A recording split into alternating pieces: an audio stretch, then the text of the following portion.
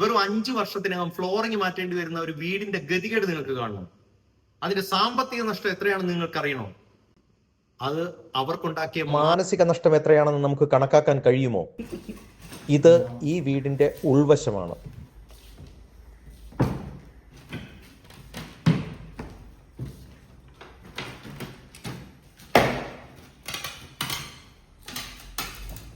ഇതിനു വേണ്ടി ഒരുപാട് പഴി കേട്ട ഒരാളാണ് ഈ ടൈൽ വർക്ക് ചെയ്ത ആൾ.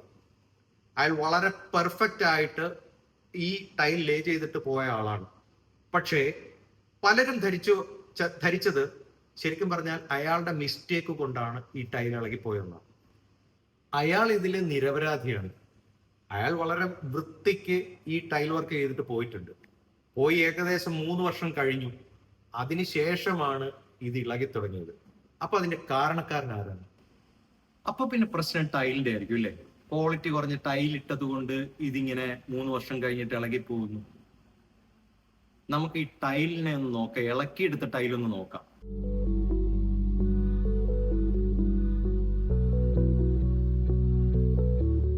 നോക്കിക്കേ, ഈ ടൈലിന്റെ ശരിക്കും ഫ്രണ്ട് സൈഡ് നോക്കിക്കേ. ഇത് ഡബിൾ ചാർ ടൈലാണ്. ഒരു ഡാമേജും ഇതിന് വന്നിട്ടില്ല. ഇത്രയും ക്വാണ്ടിറ്റി ഇതാണ്ട് ഇതെല്ലാം ഇളക്കി വെച്ചിരിക്കുക.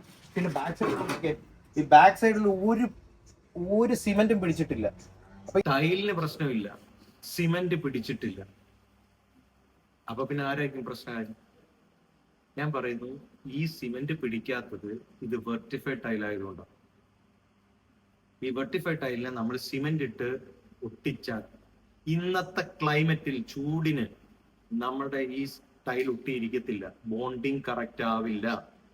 അതുകൊണ്ടാണ് ടൈൽ കമ്പനിക്കാർ പറയുന്നത് നിങ്ങൾ അഡസീവ്സ് ഉപയോഗിക്കണം, പശ ഉപയോഗിക്കണം, എങ്കിൽ മാത്രമേ നിങ്ങളുടെ ടൈൽ ഒട്ടിയിരിക്കുള്ളൂ. ഒരു കാര്യം കൂടെ മനസ്സിലാക്കണം, ഇന്ന് ഇരുമ്പിന്റെ പ്രതലത്തിൽ പോലും ടൈൽസ് ഒട്ടിച്ചു വെക്കാൻ പറ്റുന്ന തരത്തിലുള്ള പശയുണ്ട്.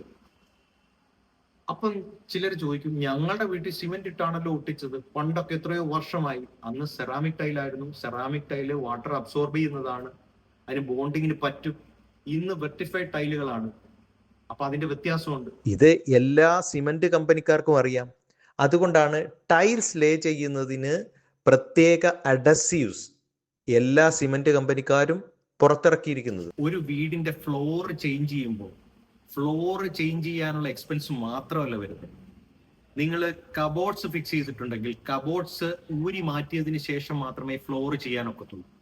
അതുപോലെ നിരവധി പ്രശ്നങ്ങൾ ഇതിനകത്ത് വരും. അപ്പം നമ്മൾ നേരിട്ട് ഒരു ഫ്ലോർ മാറ്റുന്ന എക്സ്പെൻസ് എന്ന് പറയുന്നത് ചിന്തിക്കുന്നതിനപ്പുറത്താണ്. അതുകൊണ്ട് ആ റിസ്ക് എടുക്കാതെ നിങ്ങൾ പിന്നെ തെറ്റിദ്ധരിക്കപ്പെടുന്ന വേറൊരു വിഭാഗം കൂടെ ഉണ്ട്. അത് ടൈൽസ് കച്ചവടക്കാർ.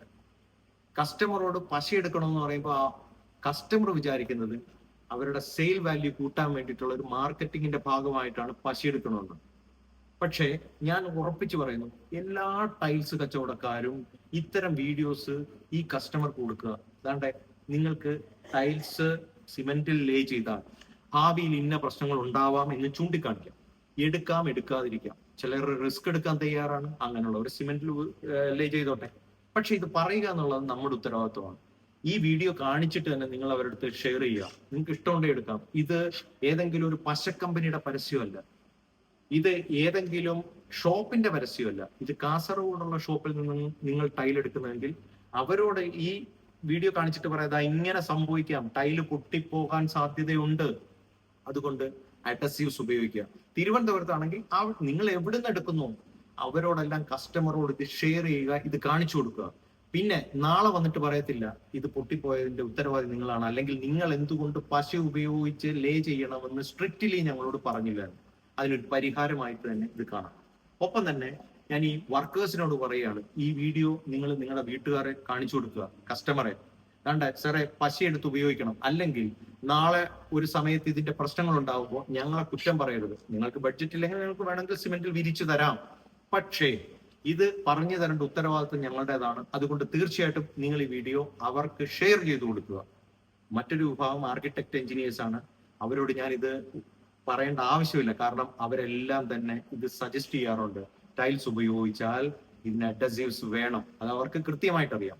എങ്കിലും മാക്സിമം ഇത് കാണുന്ന സാധാരണപ്പെട്ട ഒരു കസ്റ്റമറാണ്, തീർച്ചയായിട്ടും നിങ്ങളുടെ ഏതെങ്കിലും റിലേറ്റീവ്സിനോ സുഹൃത്തിനോ വീട് പണി നടക്കുന്നുണ്ടെങ്കിൽ ഈ ജസ്റ്റ് വീഡിയോ ഒന്ന് അയച്ചു കൊടുക്കുക.